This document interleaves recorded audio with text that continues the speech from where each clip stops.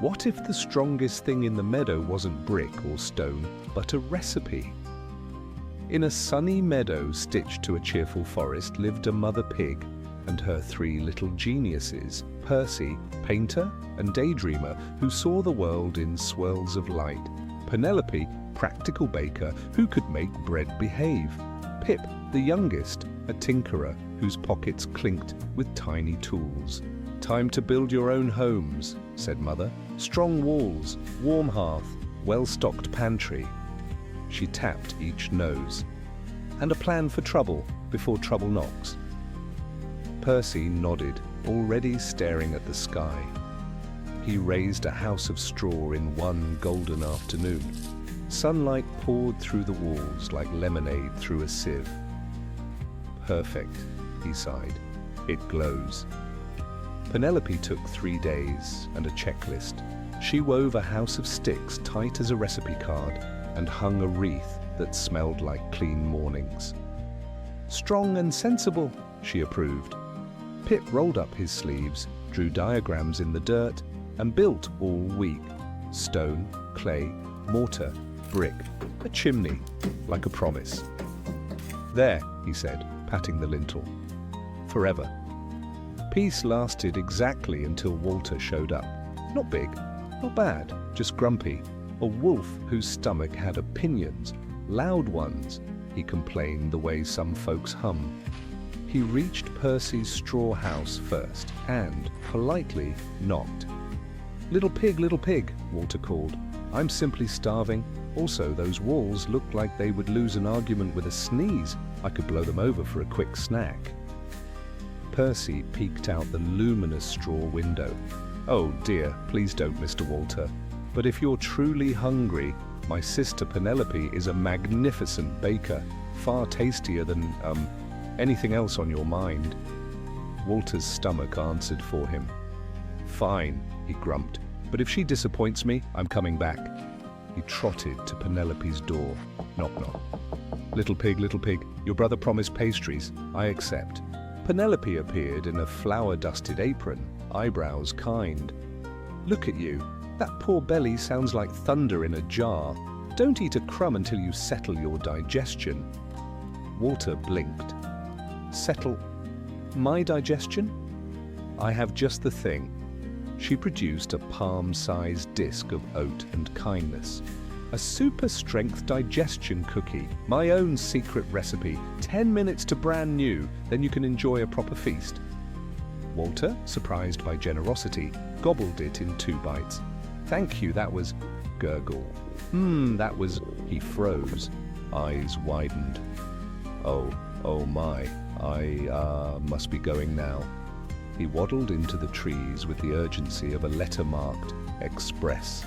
Hours later, he staggered to Pip's brick door, thinner in patience and imposture. He leaned his forehead to the wood. Little pig," he groaned. "Let me in. I'm not hungry. I need a chair, possibly attached to plumbing." Pip peered through a sturdy peephole. "Can't do that, Mr. Walter. House rules. But it sounds like Penelope's cookie is working." He brightened. "If you're feeling empty, I've got something that will fill you up right." Under the door slid a bowl crowned with glossy jewels. "My get-up-and-go energy mix, dried prunes, a secret syrup, and a heroic sprinkle of chopped nuts. Eat it all. The effect is decisive." Walter considered his options. His stomach considered faster. He shoveled the lot.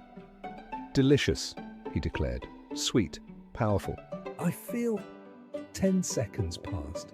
In Walter's middle, the cookie met the prunes, shook paws, and signed a peace treaty with fireworks. His stomach grumbled. Walter's ears shot straight. His eyes announced emergency.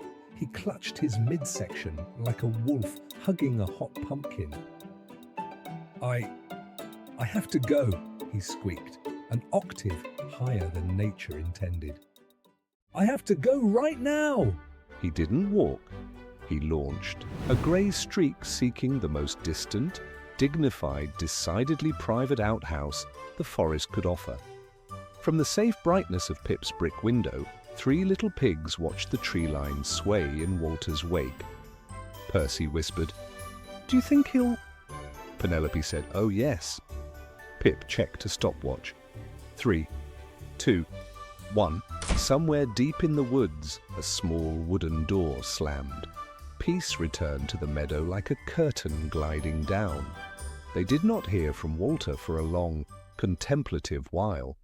When he finally shuffled back into sunshine weeks later, he was leaner, lighter, almost cheerful. He cleared his throat at Pip's gate. "Little pig," he said, "I have learned many things. First, never underestimate pastry. Second, prunes are not snacks. Third, may I please have a plain biscuit? Not a cookie, not a special cookie, a biscuit that does absolutely nothing." Penelope arrived with a plate. "Butter? Jam?" "Just biscuit," said Walter softly, as if the word itself might be spicy. He ate politely on the stoop and licked not one paw. When he finished, he bowed. "Thank you for the character development." Pip smiled. "Anytime. Also, for the record, your knocking was perfect." Walter blushed under fur. Then, because practice makes better, he knocked again before leaving. The meadow exhaled. Percy painted 3 houses with a 4th smaller door, just for jokes. Penelope added a new recipe card, biscuit, innocent. Pip sketched a schematic titled Polite Wolf Protocols and tucked it by the peephole. When trouble knocks, kindness answers, and cleverness sets the table. Outsmarting beats outfighting. Like and subscribe if you don't want to end up on the toilet.